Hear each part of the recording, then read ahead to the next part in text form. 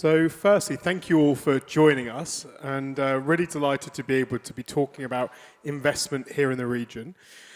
Of course, let's get started to begin with a little introduction from each of you. So we'll pass over to you.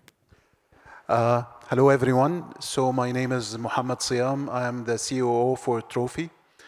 We're a food and beverage platform here. We operate in more than 22 brands here in Saudi, Kuwait, UK, US. We believe that this market really is the future for food and beverage. Our slogan is from Saudi to the world, and we would love to really make this slogan happening very soon. Thank you. Hi, good afternoon, everyone. First of all, I would like to thank Bench, GRIF, James, Jennifer, and Jonathan for having such a wonderful platform, having this opportunity and doing it year over year, and it's a pleasure and honor to be here. I'm Uday, and I'm the CEO of the Food District Company. We are a private equity investment firm primarily focused on the Saudi market and especially Saudi entrepreneurs and helping them both financially and strategically to grow in the region and beyond. Thank you.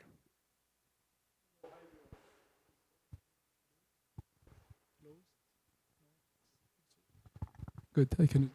Hi everyone, my name is Abdulaziz Alkhudair. I'm the Managing Director of Majd Group. Actually, and I would like to thank James and the team for hosting us today here. So Majd, basically what we do is we invested on different things. Among them is the food and beverage market. And we have signed something around 120 brands, and we have developed around 20 local brands here. And we have more than 100 operating assets today. And as the guy was saying, is we believe that Saudi Arabia is an amazing market, and this is what we're going to actually discuss today. So that was a great segue. I think we've managed to sort out the mic issue. Great segue into my first question, which is about the size of the market here, the structure of the market. And I guess there'll be people here who are from other places in the world and the region.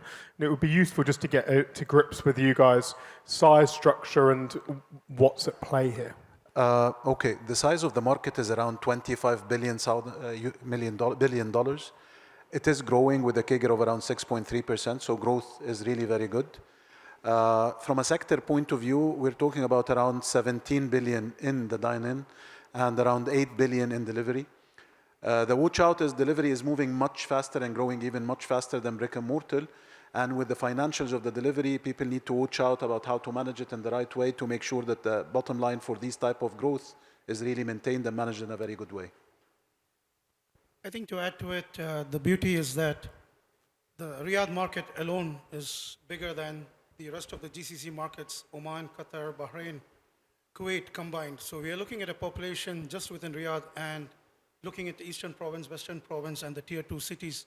The potential is huge, and it's just growing. And the country is still a blue ocean. There is no saturation or cutthroat market competition. Yet, compared to the smaller territories or cities, the other countries in the region might be defined or comprises of. So this gives a huge potential, and the income is just growing for the Saudi market and the Saudi nationals. So to put a dollar figure is still too early, and it's just growing and great opportunity for investors. Yeah, exactly, and to add to it, we believe actually the future on F&B market in Saudi Arabia is growing right now very fast. And as we said, actually, it's not yet saturated. So we have seen actually some just like instability in the market for the last maybe 2 years, but that's very, let's say, normal. So we believe that there is actually more potential in just like in the major cities and then more and more on the secondary cities as well. There is nothing yet there. We believe actually that the market needs for, let's say, food manufacturing, food delivery, even like as a top-notch culinary academies, which we don't have them yet now. It's quite interesting. We were talking before, and if you look at the broader GCC market, you've mostly got kind of large city-states and countries that have got one or two major population masses. Here you have got a much larger, I mean, both geographically larger, population larger, but also in terms of the opportunity, it's larger as well, therefore. It strikes me, having been with some clients in Dubai last week, that a branded operation might be looking at a few sites across the region in Dubai, maybe a couple in Abu Dhabi, but you're kind of capped at 10 to 20 sites for most brands. You look at, say, the UK model where someone creates a concept, develops the brand, and it might scale to 50, 60, 70 sites across the country. It strikes me here there's an opportunity to be doing that, which is potentially more interesting to PE funds and people who are investing like yourselves. For those people, because I think that, we're sitting in Riyadh right now, it's clearly the epicenter and the capital and so on, and most people have seen the opportunity here and in Jeddah from overseas. But, can someone give a bit of more of an explanation on, I guess, what we're classing as T2 cities or the opportunity there? Actually, from our experience, it was a surprise. Like everyone else, we thought that Riyadh is the top city, and it is. But the surprise was that the following. If we take a certain brand that we have, brand X, and we have here a branch in Riyadh, maybe we will talk about an average daily sales of, just for argument's sake, 30,000. The surprise was when we had the same branch in Khamis Meshit, our forecast was that it will be much less. Surprise was it was more by 15%. When we analyze this, the idea is that in remote cities, the competition is much more less than Riyadh. So the average daily sales there is much more than what we have here in Riyadh, despite of everything. But the challenge here is how to choose the right concept that fits there, and also how to localize it a little bit, because the cultural difference between the cities here, because the geographical space is really very big and the cultural difference is big. So the advice is how to choose the right concept for the right location and tweak it a little bit to fit the taste of this part of the country. Like Mohamed rightly said, the commercials are much lesser, costlier in the tier 2 cities than it is.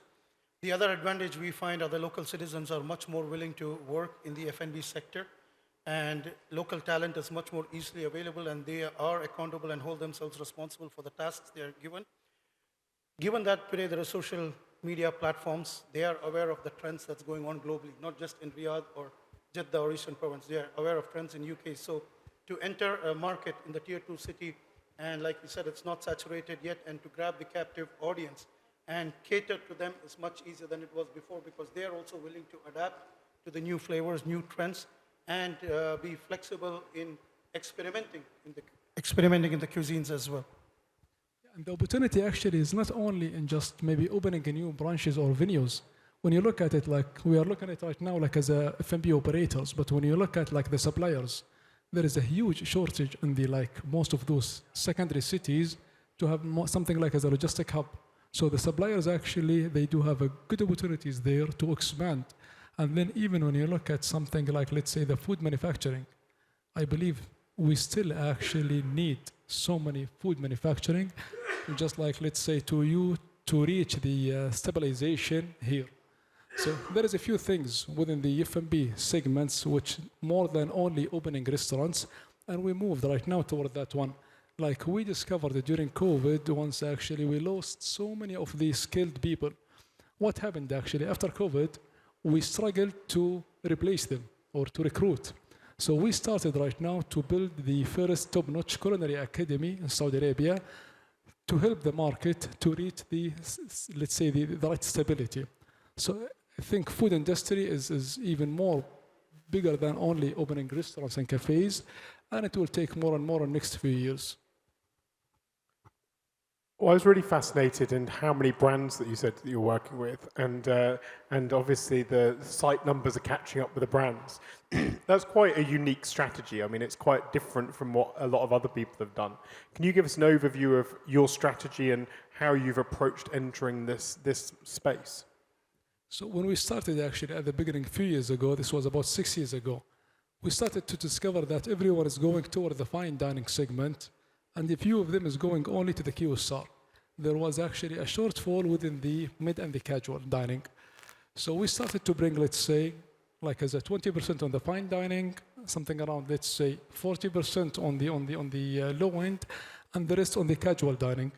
And as the Mohamed was saying, is the expansion was toward the secondary cities, just like safe, let me put it this way. There is no any competition there. The purchasing power is equal to the one in Riyadh when we're talking about that segment. So we started to expand within the type of the bakeries, cafes, like as a small restaurants, even though we still have our, let's say, trophies, I call them the fine dining restaurants.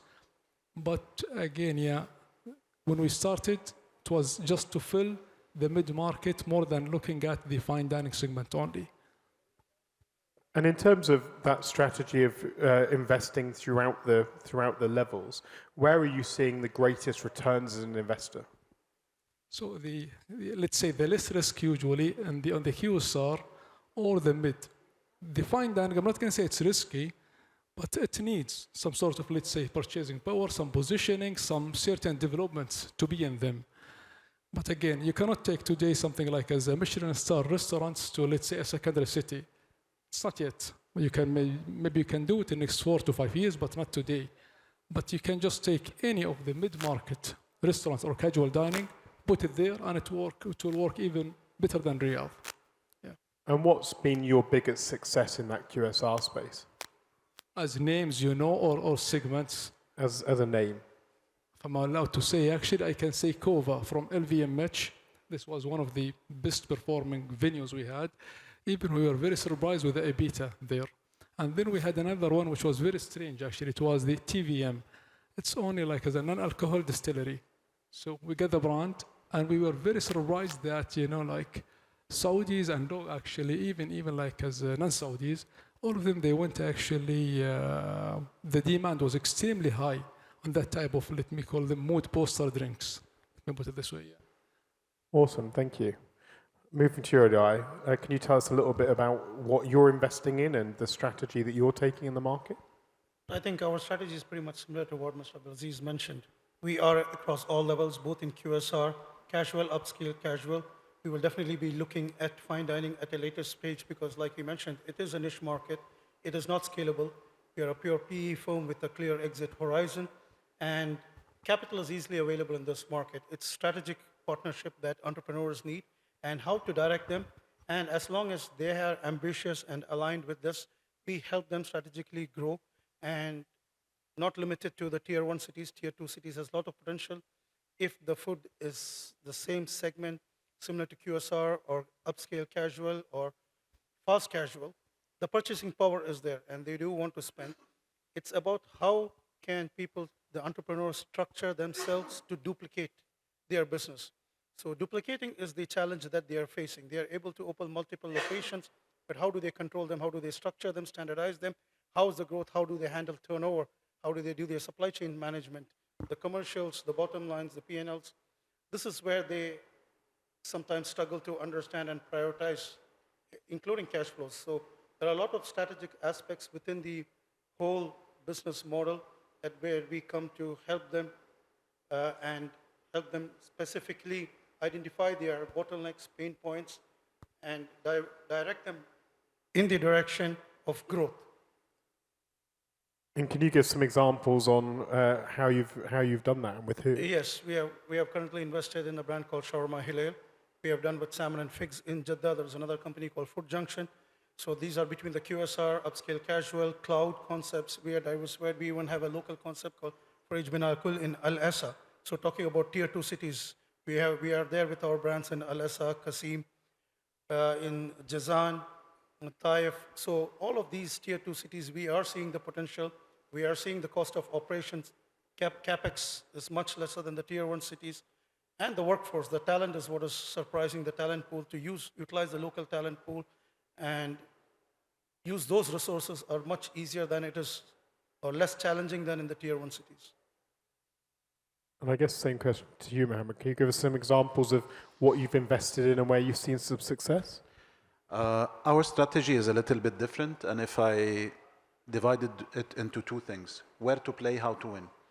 In the where to play, we have decided that we will not play in the QSR at all. And we have decided that we're not going to play in the fine dining at all. So we're only playing in casual, whether it's fast casual, upper casual, or casual dining. This is where we're playing in terms of segments.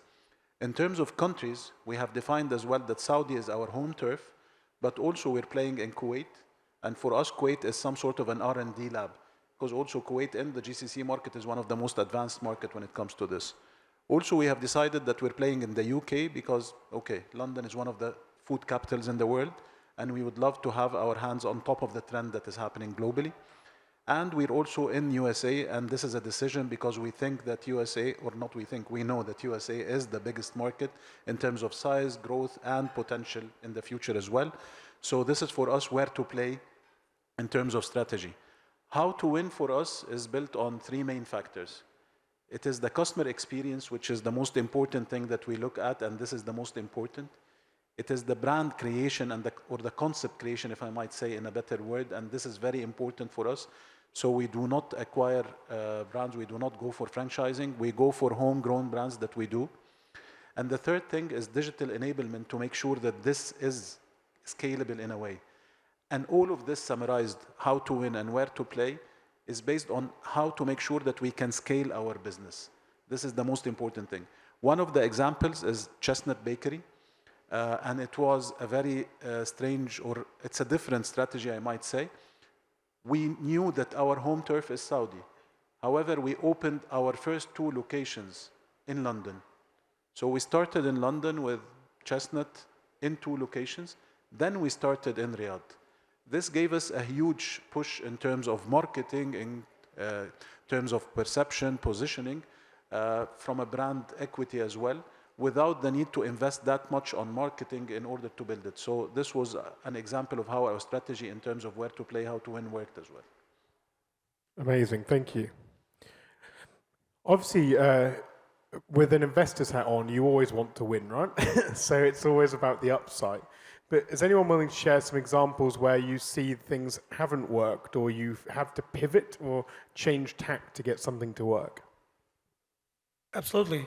Especially post-COVID, you have changed a shift in pattern of consumer behavior and the comfort zone of people to sit at home and order.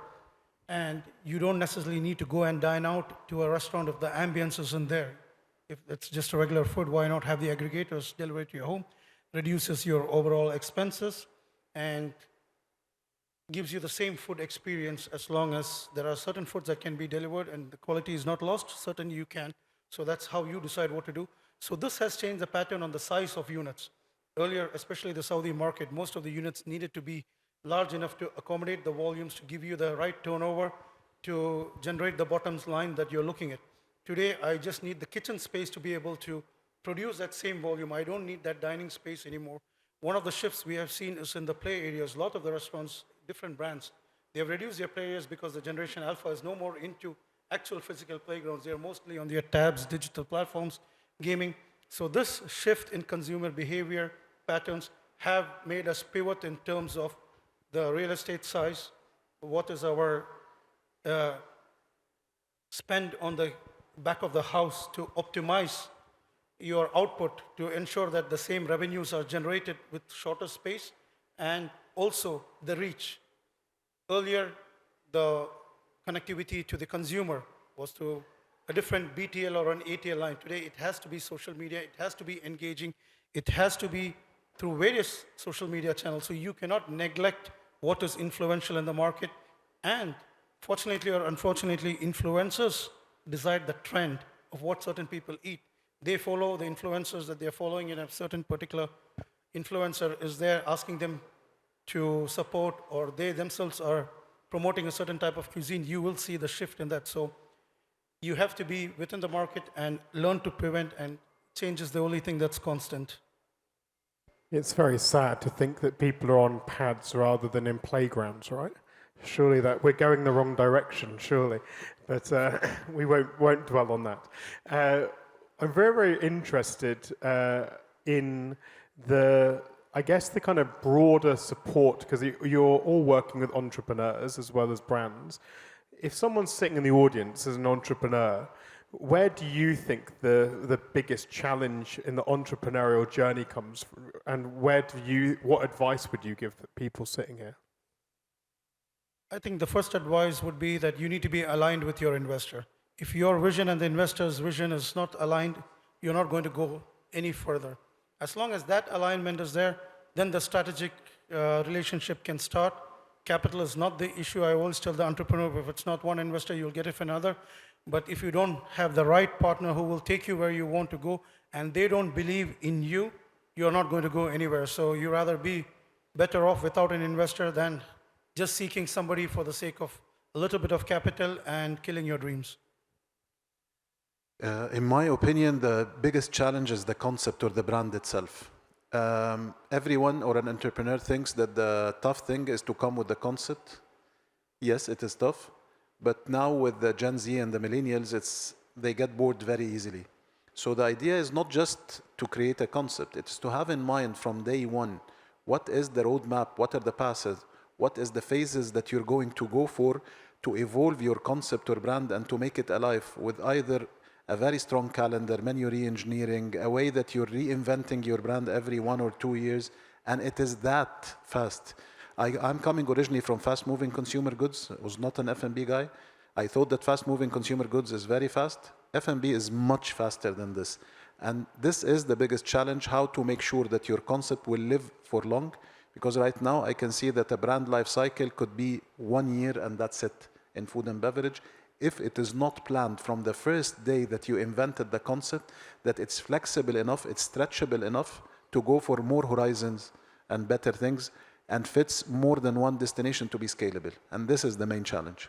So we need to create a new sector called FMRC, right? Fast moving restaurant concepts. There we go. We've done it. We're on camera, so we're all done. Do you want to maybe answer the same question? So what I think actually is you just need to know what works where. This is the most important thing at the beginning. Once you start actually to build your own concept or even to sign a franchise, you just need to know where you're going to actually deploy this franchise. You need to build the right business model. You need to know exactly what you're going to offer to the people. You have to identify the demography. You have to know what is your expansion plan, because sometimes the first, let's say, venue is there only for the positioning. And then the expansion where you're going to start to gain more money. So it's very easy. You just need to don't rush things. Know exactly what you want to open, where to open, and when to open them.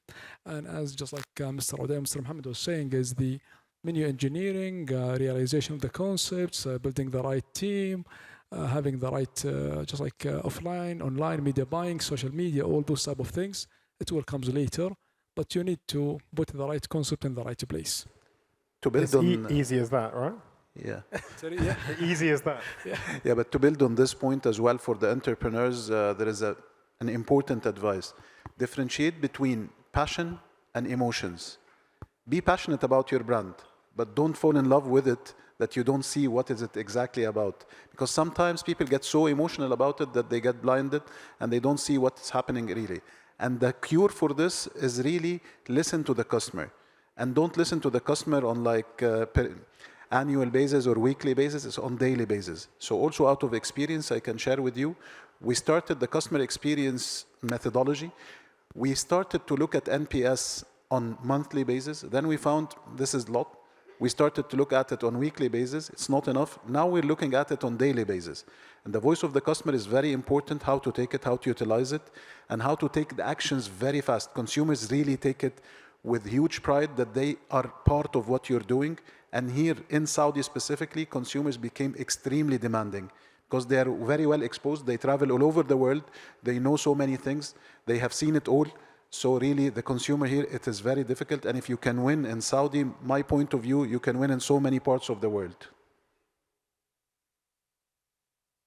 There's a lot of people here from overseas who are new to the market. I know it's very tempting to answer this with one of your own brands, but I want you to answer it with another brand. What do you find interesting in the market right now, and what would you encourage people to go and see as a concept or brand? You can talk about my brands and I talk about yours. Go to lunchroom. Okay, there is actually so many good concepts right now in Saudi Arabia. And if we're going to talk about, let's say, just like some of the fine dining, which is, I'm not going to mention anything within our portfolio. As a fine dining, I just like myself, actually, I like to go to maybe just like El Barreto, Senor Sassi for MGS. For me, those are, one is MGS, the other one is Modern Fosco. It's an amazing concepts, amazing locations, amazing vibes, good food.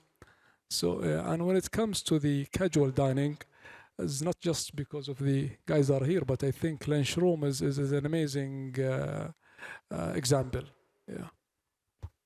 I think if I were to address the overseas population, I would say there is a lot of hidden talent, hidden concepts, Saudi cuisines that has not been exposed and exposed. I would say there is Al Dagad, Al Najad village, there is Romancia, there is Raidan. I would definitely recommend to try the local Saudi cuisine, the local Saudi meat, the fresh poultry, the fresh lamb, sheep, and a lot of local produce. So all the international brands, I'm sure it's available everywhere globally in Dubai market, UK, US. But Saudi, because of its lack of marketing, there are a lot of hidden gems. And this is what I would highly recommend. And maybe there is a lot of potential for these brands to be taken outside the country and the region. Actually, there are a couple of concepts. So the first one for me is a Bahraini concept, but it's still really very nice, Villa Mamas. And I think also it's the mix between authentic cuisine and how to make the twist and how to make it evolve. And the concept itself, from the soil or from the farm to the table, this is very authentic and very strong. Porterhouse, which is also a locally homegrown brand for meat, and again, one of the best, I have to say, and with global standards. So somewhere, again, is also another one with a very nice twist. And it's not only about the food, it's about the experience that you have. The experience starts from the dishes, from how you sit, from the seating, from the music, all of this. And I think that homegrown brands have evolved in the past 2 to 3 years after COVID in a magnificent way to compete with whatever global brands that you can get. So these are the three that I have on top of my mind. I forget LP and Mamo. Yeah, I highly recommend those two as well. I definitely have to agree with Villa Mama. Definitely great cuisine, great presence, great overall experience, especially with the owner being hands-on and interactive. There is also Maze. There is also in Jeddah Social Bakery, Social Kitchen. Definitely, if you're in that part, definitely try it out. Did you sneak your own brands in there? A couple of them, yes, I did. It's okay. Can I do the same? You're no more cheating, okay, guys? So I'm very interested to really understand. Obviously, most investors, I understand in this region, people hold on to things longer than maybe others. Most investors are ultimately looking for a return on their investment, and that often comes through an exit. But it strikes me that it's not always the case. For you and your organization, what does realization of investments look like, and what's the strategy you deploy? So if I may go, we look at opportunities like Mondo said, what is scalable? It's a pure private equity company, so we have an exit horizon in mind, and it has to be aligned with it, and we want to see what is the valuation. There is a lot of crazy valuations out in the market. A lot of the entrepreneurs benchmark themselves at publicly listed companies, PE ratios and multiples, and which is not practical. You are a budding entrepreneur, you are still at an initial stage where the bigger financial institutions are not looking at you. If that was the case, you wouldn't need middle market institutions like ourselves. So let's come to ground reality. What is actually going on in the market and what can be the potential exit multiple, comparing it to entities that are listed and larger conglomerates and their dividend payouts, and where you're such at an initial stage. I think it's not a practical view. So sometimes there is a lot of hand-holding and making them understand. Sometimes the negotiations go back and forth because of this lack of understanding, and for them to understand the actual ground reality versus what is visible in the markets. For us, I see it this way. ROI is an output KPI, and what we're focusing on is the input KPIs. The input KPIs for this one is, in my opinion, the current growth and the growth opportunity or future forecasting for it. So for us, that makes sense that growth is the most important. Second area, strong brand equity. If you have also the strong brand equity, this means that the growth that you're doing is sustainable and you can do it for the future. Third is the scalability of what you're doing in terms of operations, in terms of business model. So if these three are there, then the ROI comes in a very simple way. It's an output KPI that comes. Our vision, how we look at it, we are aspiring to be a global unicorn in the coming 2 to 3 years max. So this is what we're looking for. Amazing, thank you. It's the same actually, it's the growth. If we have actually the ability to just like to acquire, let's say, the majority of one of the local brands and to support them to grow, This is what we usually look at. And again, when you look at the ROI, you always can actually maintain that. You can actually, there is just like a big range of scalability on the FMB. So you can always go back to the, let's say, to the menu engineering, to change the look and feel a little bit, to change even the cuisine sometimes, or the concept. So what we're looking at is something like as something with strong equity, as a strong brand with, we call it like as a multi-layer brands, where the brands can survive and can just generate income from different streams or different sources, and we expand. Yeah. Amazing. I think that's all we've got time for. But thank you so much to my three panelists. Let's give them a big round of applause. Thank you. Thanks so much. Thank you very much, James. Thank you so much.